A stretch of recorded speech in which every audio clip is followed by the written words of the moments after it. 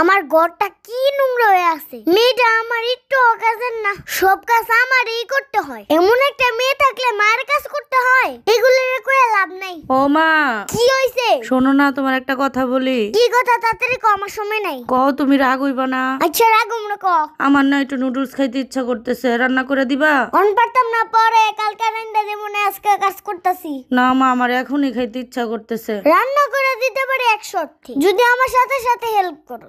আচ্ছা ঠিক আছে মা, হেল্প করবো। তাহলে চল আজকে নতুন স্টাইলের নুডলস রান্না করে দিই। মজা হইব তো? আরে মজা হইব রে হইব, একদম চেট্টা পুচ্চা খাবি। সত্যি কইতেছো তো? কি কি দিয়া রান্না করবা? আজকে নুডলস রান্না করতে কি কি লাগবে শোন। প্রথম আমি 3টা নুডলস নিয়ে নিয়েছি, তারপর 2টা ডিম সিদ্ধ করে নিয়েছি, আমার নিজের হাতে বানানো সস নিয়ে নিয়েছি, টক লবণ নিয়ে নিয়েছি, বিট লবণ নিয়ে নিয়েছি, গুঁড়া মরিচের ফাঁকি নিয়ে নিয়েছি, আর নিয়ে নিলাম তেল আর নুডলসের মশলা, সাথে কিন্তু লবণও আছে। তো প্রথমে আমি একটা কড়াই বসিয়ে দিলাম, তার মধ্যে দিয়ে দিলাম বেশ খানিক পানি, পানির মধ্যে দিয়ে দিলাম সামান্য পরিমাণ তেল, তারপর দিয়ে দিলাম টমেটোর সসটা।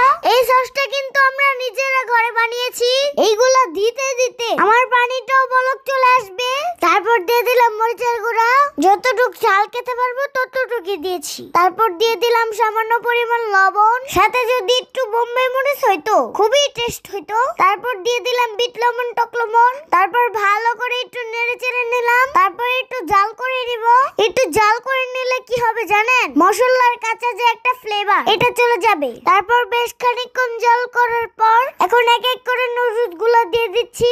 এখন এটা আমি ভালো করে নেড়ে চেড়ে নিব যেন নুডলসটা সিদ্ধ হয়ে যায়। আমি এই নুডলসটা রান্না করব ঝুলঝুল করে, একদম স্যুপ নুডলসের মতো। তো আমি যে 2টা ডিম সিদ্ধ করে নিয়েছিলাম, সেই 2টা ডিম আমি 4 ভাগ করে নিলাম। তারপর আমি এক এক করে সবগুলো দিয়ে দিচ্ছি।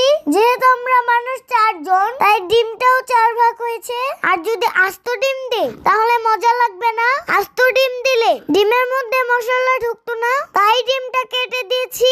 নুডলসটা যখন হয়ে এসেছে, তারপর আমি দিয়ে দিলাম নুডলসের মশলা। আমার এখন নুডলস রান্না হয়ে গিয়েছে।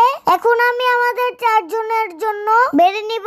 আজকে আমার নুডলস রান্নাটা আপনাদের কাছে কেমন লাগলো সবাই কিন্তু অবশ্যই কমেন্টে জানাতে ভুলবেন না। তো নুডলসটা দেখে কি আপনাদের জিভে পানি এসেছে? পানি তো আসারই কথা। যে সুন্দর লোভনীয় নুডলস রান্না করেছি, এটা দেখে তো জিভে পানি আসারই কথা। আম্মু আম্মু, নুডলস রান্না কি হইছে? হ্যাঁ হইছে। এনে হ্যাঁ, দেখ কেমন হইছে।